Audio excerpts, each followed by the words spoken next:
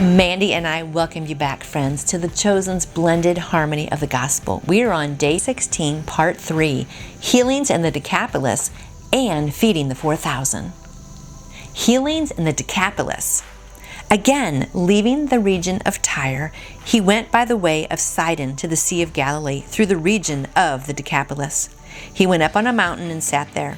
They brought to him a deaf man who had difficulty speaking, and begged Jesus to lay his hand on him.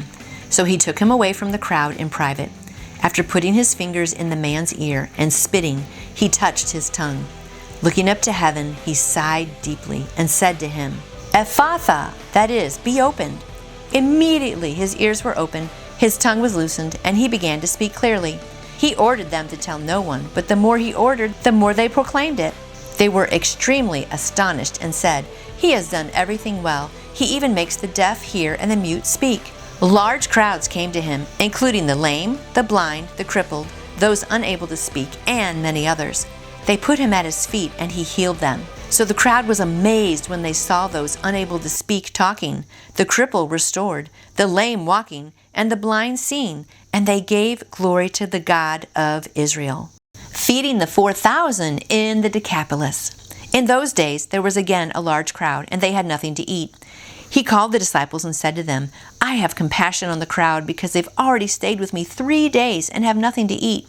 If I send them home hungry, they will collapse on the way, and some of them have come a long distance." His disciples answered him, "Where can anyone get enough bread here in this desolate place to feed the people?" "How many loaves do you have?" he asked them. 7, they said, "and a few small fish." He commanded the crowd to sit down on the ground. Taking the 7 loaves, he gave thanks, broke them, and gave them to his disciples to set before the people.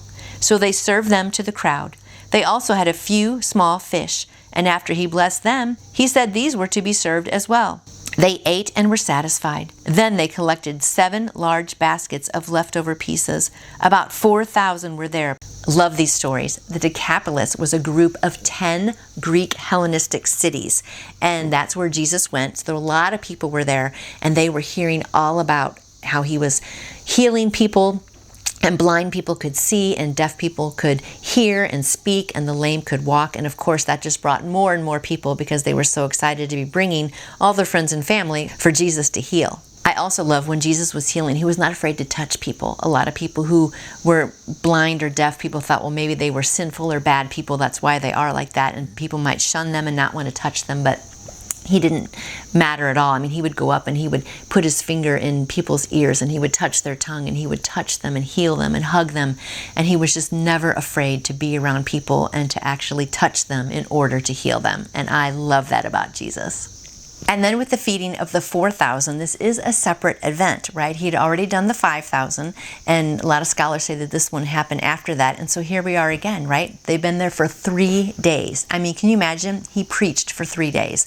They were very hungry and very tired. I mean, I can't imagine sitting out in the sun like that in a field with itchy grass even for 3 or 4 hours, but for 3 days. But they were so captivated by him.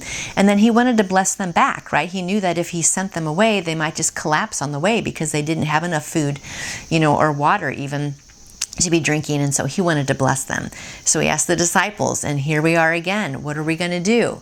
And you think they would have remembered from last time what he did, but they're still going to have in this discussion, well, we've got some loaves and a couple of fish. And so he does it again for them. But before we're too hard on them, remember, sometimes we need things retaught to us as well. Sometimes he's like, Nancy, you haven't got it yet, So I hope we can all just pay attention to what he's teaching us the first time so he doesn't have to do it a second time.